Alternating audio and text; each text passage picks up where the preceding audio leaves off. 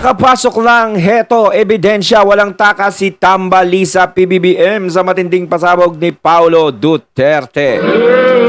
Ayan, syempre itong balitang ating matutunghayan ngayon ay nagbula kay Pinas News Insider. At syempre, ilalagay ko sa description box ang link ng channel ni Pinas News Insider para maging updated po kayo sa mga balita na kanyang inihahatid sa atin. At syempre, ito ang inyong lingkod na si BT na magbibigay ng reaksyon at komento dito sa balitang ating matutunghayan ngayon. At huwag na natin pagtagalin at sabay-sabay na nating panoorin ang laman ng video na hatid sa atin ni Pinas News Insider at bibigyan natin ng reaksyon ang balitang ito. Pasok! Balita ngayon, viral ngayon sa mundo ng social media. Ang di umano'y balitang House Speaker Martin Romualdez tila nabuking na 500 billion pesos na tulong sa mahirap nating mga kababayan na ipinamudmod ni House Speaker Martin Romualdez. Pagtulong nga bang tunay o may halong interes ng pamumulitika? Pero bago ang lahat, kung bago ka pa lamang sa aming channel, Pero bago to, no, Gara, no? House Speaker. Ayan, nagiging isang matulungin. Ayan. Parang lumagpas na sa boundary. Oy, pasensya na po, House Speaker. Ano lang po, parang napansin lang natin, konti-konti. Just a little bit lang. huwag kalimutang mag-like, subscribe at i-click ang notification bell para mas maging updated ka palalo sa lahat pa ng bagong video na i-upload namin. At eto na nga mga kababayan, ating ngang matatandaan na naging panukala ni House Speaker Martin Romualdez na 5.768 trilyong budget para sa 2024 national budget at naturang pondo di umano ay inilaan upang matulungan ang mahirap na sambayanan na hindi sapat ang kita para makabili ng mga pangunahing bilihin. Ayon pa kay Speaker Martin Romualdez, and he quoted, sa kauna-unahang pagkakataon sa ilalim ng administrasyon ni Pangulong Ferdinand Marcos Jr., naglalaan tayo ng kalahating trilyong piso o humigit kumulang 9% ng pambansang budget bilang tulong sa mga mahihirap at sambayanan na walang sapat na kita. Umaasa kami na sa ilang paraan masusuportahan namin ang mga taong lubhang nangangailangan ng tulong ng gobyerno. Oha, kitang-kita naman natin. House Speaker na DSWD po. Hindi, parang mas bagay kay Toms na. Toms mo ba kay Speaker na medyo sana sa na lang siya sa DSWD, kasi kung talagang gusto mo talagang tumulong, mas maganda doon sa DSWD ka nakalagay. Kasi ang trabaho ng House Speaker iba eh. Pero medyo, syempre, lumagpas, di ba? Pero kung gawain mo talaga is pagtulong sa kapwa, yan, pwede sa DSWD. Pero sasabihin naman ng iba, wala namang yan eh, wala namang katungkulan, basta kung kailangan mong tumulong sa mga tao. Yes! Di ba? Pwede naman, kahit saan ka. Di ba? Kung talagang nasa puso mo ang pagtulong sa tao. Kahit na House Speaker ka, nasa DSWD. Pero, medyo lumagpas lang sa, ng konti. Di ba? Sa meta, parang gano'n. Pero yan ang gusto niya eh. Hindi naman masamang tumulong sa mga tao, sa mga nangangailangan, lalong-lalo na ngayon. Kailangan na kailangan natin yan. Yang mga politiko na kumikilos para tumulong. Sana nga yan ay walang halong walang halong alam mo na, di ba? Yung konting pabango ng pangalan, di ba? Okay lang kung talagang kusang loob. Pero ako pa rin is mas bumibilib ako, alam nyo kung saan. Doon sa mga tao na, lalo na doon sa politiko na tumutulong na, kahit wag mo na ipasabi, kahit na hindi na ako mag-picture-picture dyan, kahit wala na yung litrato ko dyan, wala na sa malaking tarpaulin ng pangalan niya, is talagang maririnig mo na lang sa tao na yun mismo ang tumulong sa kanila. 'Di ba? Hindi na kailangang ipangalandakan pa kasi iisipin lang ng iba, ano yung pamumulitika lang. Di ba parang ganon, masama din minsan. Si Fernando po Jr. nga, di ba? Rest in peace to Sir FPJ. Talagang nagugulat ka na lang simula ng namayapa si FPJ. Halos naglabasan lahat ng mga tinulungan ni FPJ. No? Tumutulong si FPJ na hindi niya ipinapasabi. Siguro, although yung iba nalalaman, pero napakarami niyang tinulungan na hindi natin alam, na hindi niya pinamedya, hindi niya lalo na yung mga kapwa-artista niya. 'Di ba? Hindi niya pinabayaan, 'di ba? Ganun eh. Ganun yung mga pagtulong. Like BP Sara, no? tumutulong pero hindi na kailangang ilagay ang pangalan sa mineral water. Hindi na siya nagpapalagay ng mga tarpaulin na malalaki na ipangangalandakan mo sa buong Pilipinas na ikaw ang nagbibigay ng tulong. 'Di ba? Ang sarap eh, 'di ba? Pero kung ganyan na tumutulong, o sige, walang problema diyan. Upang malagpasan sila sa mahirap na panahon. Unquote. At kasama na sa nasabing panukala ang halos 500 bilyong Social Amelioration Program o ayuda para sa hindi bababa sa 12 milyong mahihirap at mababang kita na pamilya o tinatayang 48 milyong Pilipino ang makikinabang di umano dito. Ibinunyag din ito ang bagong programa ng Kongreso na ayuda sa kapos ang kita na pinaglaanan ng 60 billion pesos na ang Sarap naman yan. Merong ayuda. Ayan. Nagkaroon tayo ng ayuda, no? Kahit walang pandemic, no? Kahit wala tayong hinaharap na matinding krisis, merong ayuda ang mga tao. 'Di ba? Ang sarap naman. Siyempre, wala pa rin problema kung tumutulong ka. Pero di kaya mas maganda na kaysa ipamigay sa mga tao ang mga ayuda na yan, na alam naman natin na wala tayong pandemic ngayon o kinakaharap na matinding krisis ng bansa.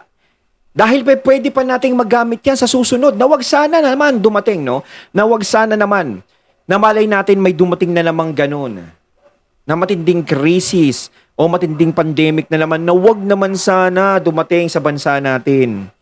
May mahuhugot tayo. Kasi kung ipinamimigay yan ngayon, is sayang. Bakit hindi nyo na lang pag-usapan o lutasin ang pagmahal ng bilihin? Bakit hindi na lang ganun? Kasi yung ayudang ibinibigay ninyo is maaaring maubos lang yan sa loob ng isang linggo. Doon lang nila papakinabangan yan. Kahit bigyan sila ng isang kabang bigas, 10 dilata, 10 yes, malaking tulong doon para maitawid ang pamilya o pagpalagay natin sa loob ng isang buwan. Pero pagkatapos ng isang buwan na yon, meron pa ba na susunod? Natural, wala na. Kung gusto talagang makatulong sa mga Pilipino, no? Talagang, gusto ko talagang tulungan ng mga Pilipino, may ahon sila sa hirap. Ang una nyong punteryahin dyan ay ang pagtaas ng bilihin. Kailangan is, kung kakayanin nyo is mapababa, pababain. 'Di ba? Hindi naman yung babang-baba, yung alam nyo lang nakakayanin na ng mga Pilipino. Yung presyo ng bilihin, lalong-lalo na ng bigas. At bakit hindi nyo rin pag-usapan yung pagdagdag ng trabaho? 'Di ba? At pagtaas ng sweldo ng mga mamamayan. 'Di ba? Para makaahon-ahon sila sa hirap na nararanasan. 'Di ba? Bakit hindi 'yun ang tutukan? Yung lifetime na tulong. Lifetime kasi yung magiging ganun eh. 'Di ba? Kaysa short time lang na ganyan sa ayuda. Na alam naman natin walang pandemic at nagtatrabaho ngayon ng mga tao sa labas. Dahil dati bawal lumabas, ngayon pwede lumabas. Di ba? layunin ay magbigay ng direktang tulong na salapi sa mga near poor o pamilyang kumikita ng hanggang 23,000 kada buwan. Hindi bababa sa 12 milyong kabahayan ang makikinabang di umano dito. Ngunit marami sa ating mga kababayan ang tila hindi kumbinsido sa naging pagpapatupad ng panukalang ito ni Speaker Martin Romualdez. Gaya ko, hindi ako kumbinsido eh. Hindi ako kumbinsido. Okay sana yan kung pinasok sa panahon ng mga pandemic o may krisis tayong matindi na kinakaharap. Ng Kongreso. Ayon sa ating mga kababayan, sino ang maniniwala na walang mahihita ang mga mambabatas dito? Lalo na't sila mismo ang direktang namamahagi ng mga perang ayuda. At labis di umanong nakakaduda kung bakit tila sobra naman ang halaga na 500 billion pesos na ipinapamahagi di umano sa mga may hirap na wala namang malaking kalamidad ang kinakaharap ngayon ng bansa. Ayon yung sinasabi natin, wala tayong kinakaharap na malaking krisis ng bansa. Ayon sa kilalang vlogger na si Real Talker, ang ginawang proyekto sa Davao na paggastos ng 51 billion pesos para sa DPWH ay nabatikos lalong-lalo na ng mga anti-Duterte kahit kitang-kita naman na may magandang resulta. Pero bakit tahimik di umano sila sa 1 billion pesos per kilometer na kalsadang project ni Speaker Martin Romualdez sa Leyte? Samantala, hindi naman mapig Hindi nila sisilipin yan. 'Di ba? Alam nyo na kung bakit. Sino lang ba ang sumisilip dyan sa mga Duterte? Alam nyo na rin kung sino. Tila ng marami sa ating mga kababayan maglabas ng kanilang hinaing at komento sa mundo ng social media. At ayon pa sa kanila, only in the Philippines na ang Congress ang nagdideklara ng pondo. Trabaho nila ang gumawa ng batas, hindi gumawa ng pagkakakitaan. Ayun.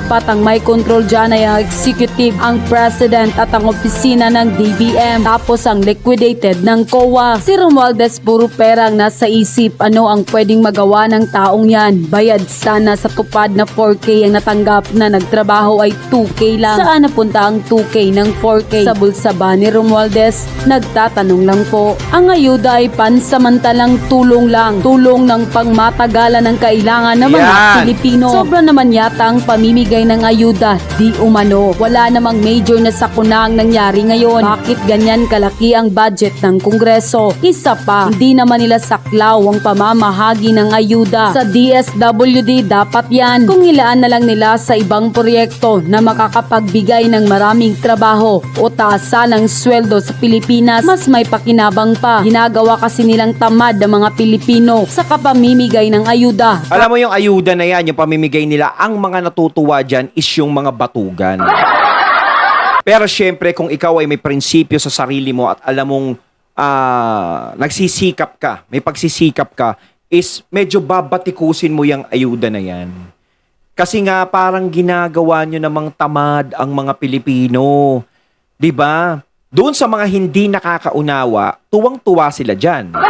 Pero doon sa nakakaunawa niyan, alam nila na mali yan. Talaga namang mali eh. Pero uulitin ko, hindi masamang tumulong. Pero, nasa tamang lugar tayo kung paano tutulong. Nasa tamang panahon. Kasi sasayangin lang natin yan, yung laking pera na yan. 'Di ba sinasayang lang natin eh. Wala naman tayong kung may kaharapin na tayo, paano? 'Di ba? Kung kailan walang pandemic, saka may na ibibigay o malaki na ibibigay. Kung kailan mayroong pandemic o kalamidad sa atin, maliit ang ibibigay o wala. 'Di ba? Parang baliktad ang nangyayari. Kasi kung pagpapabango man ang pangalan yan, is mali pa rin ang taktikang ganyan. Mas babango pa siguro yung pangalan nyo kung ang ginawa nyo nga naman, pang matagalang tulong sa mga Pilipino. Ang daming paraan na pagtulong sa pangmatagalan. Kayang-kaya nyong pag-usapan yan dyan. 'Di ba? Kayang-kaya nyong lutasin. 'Di ba? At saka medyo, syempre, yung gawain ng presidente is nagagawa dyan ng mga nasa kongreso, katulad mo, na hindi mo naman saklaw dahil ang tungkulin nyo ay gumawa ng batas. 'Di ba? Kaya siguro mas bagay na lang sana nagpalipat na lang sa DSWD. Mas naunawaan pa. 'Di ba? Kahit walang sakuna, sabi naman ang laki ng budget, pero bakit hindi namin maramdaman na may mga ganyan palang programa ang Kongreso? Mahirap din naman kami. Pili lang siguro ang binibigyan o nabawasan na, kaya hindi na umabot pa sa amin. Nabuking na si Tamba. Ang laki kasi ng budget, approve agad. Malakas kasi mambatikos ang ibang galamay ni Speaker, lalo na sa mga Duterte. Mantakin mo, no? Ang laki ng budget, no? Pero na-approve. Pero 125 million, ang dami nilang salita, no? Ang daming binintang, grabe. Sobra. Kahit wala pa sila Hindi nagiging fair. Dapat nagiging fair tayo.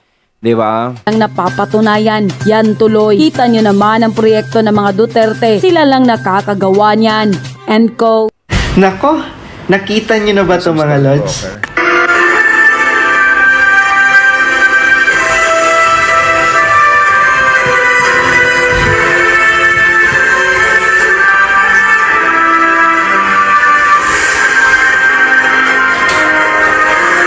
Bakit parang ginawa namang alalay si Cheese Escudero? Grabe mga lods ha? Senate President yan! Grabe mga lods no, mapapaisip ka na lang talaga. Is that the right attitude ng mga taong mayayaman? Diba? Ng mga taong garboso sa buhay? Ininuman na niya, binigay na nga ni Cheese Escudero, ininuman na niya, binalik pa niya kay Cheese Escudero, tapos nag-accept pa siya ng ibang glass. Ano yan? Lahat sisigupin mo? Baka tagay, di ba? Para sa inuman. O, tagay mo, pre. Hindi, di ba malay natin ganun? O, tagay mo, madam. Madam, tagay mo. Di ba pag tayo napupunta sa mga inuman, tapos kabi-kabila yung mga inuman, tapos puro tropa mo yung nandoon. Parang ganun siguro yun. Ako ang nahihiya kay Cheese Escudero no? Kitang-kita mo sa mukha ni Cheese Escudero, wala na siyang magawa. Ginaganon-ganon na lang niya ang baso. So ano gusto Mayayagis. mong gawin doon? Iinumin din ni Cheese Escudero ang basong ininuman mo? Ano yan, inuman?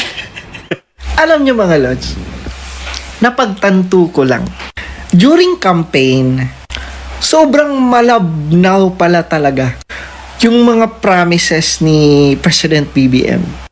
Di ba? Yung like, for example, babangon tayong muli. Sabay tayong uunlad. Di ba? Yung mga ganyang slogan, masyadong promising to the point na yun, maraming maniniwala. Kasi of course, Marcos din siya. 'Di ba? So saludo tayo kay Apple Lakay 'di ba? Yung ama niya.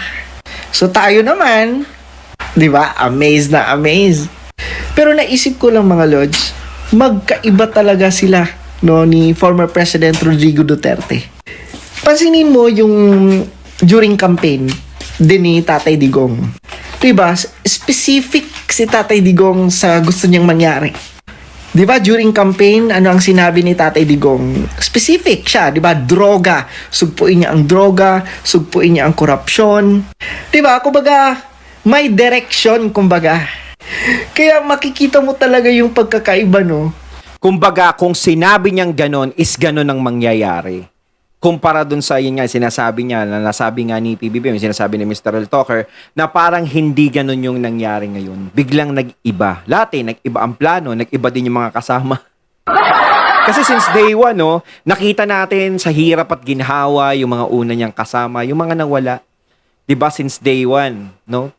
Tapos biglang nawala nung nandiyan na. Yo, parang syempre masakit din sa kanila yun. Kami yung kasama mo, tapos biglang nagbago. Nawala na sila sa eksena.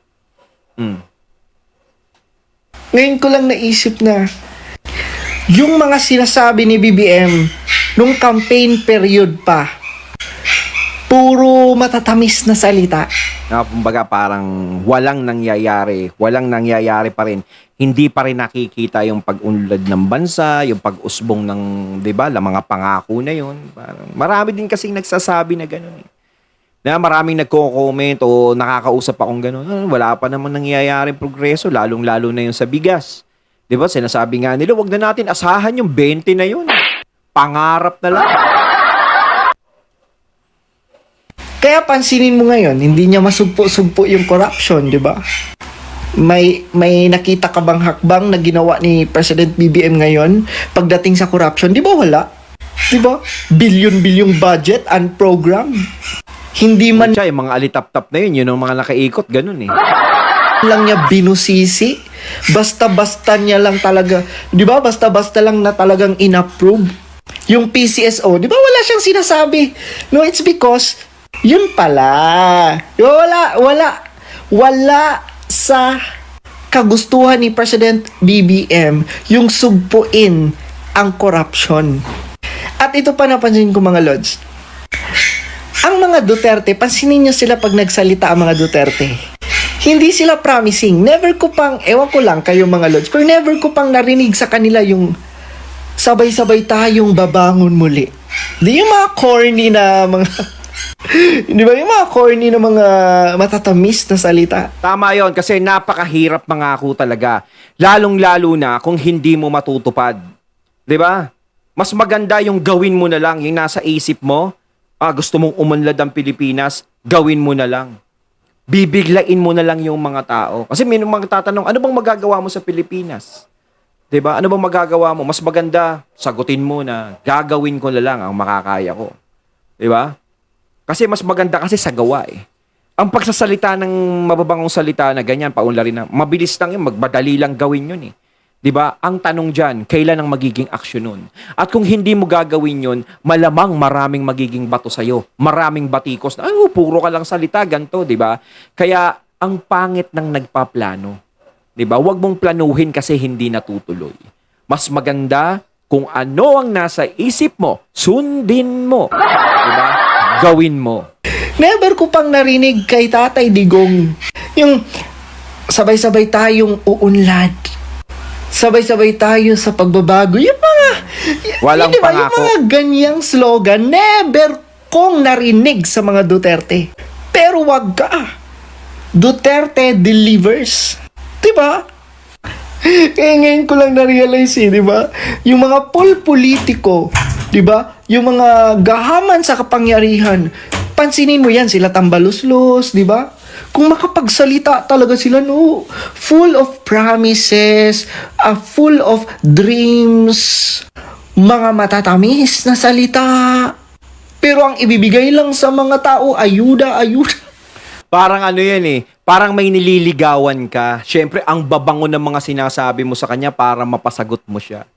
Tapos nung napasagot mo na, tapos nabuntis mo siya, sasabihin niya, naku, mga bata pa tayo, hindi ko pa kayang panindigan yan.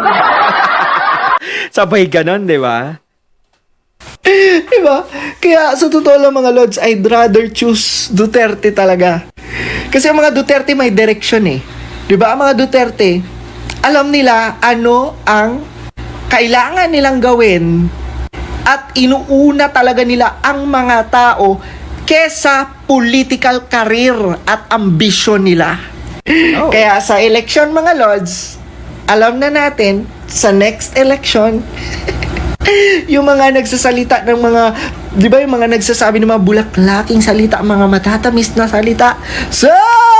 Yun, natating natunghayan ng video na nagbula kay Pinas News Insider at syempre natunghayan natin si Mr. Real Talker. Kaya ako talagang hindi ako nakikinig sa mga bulaklaking salita. Ayoko nang makinig dyan. Mas maganda yung mga kakandidato. Aalamin ko kung sino-sino at aalamin ko, no, susuriin ko talaga pag-aaralan ko yung mga nagawa nila dati. Diba? Doon ako babase, hindi sa sinasabi nila.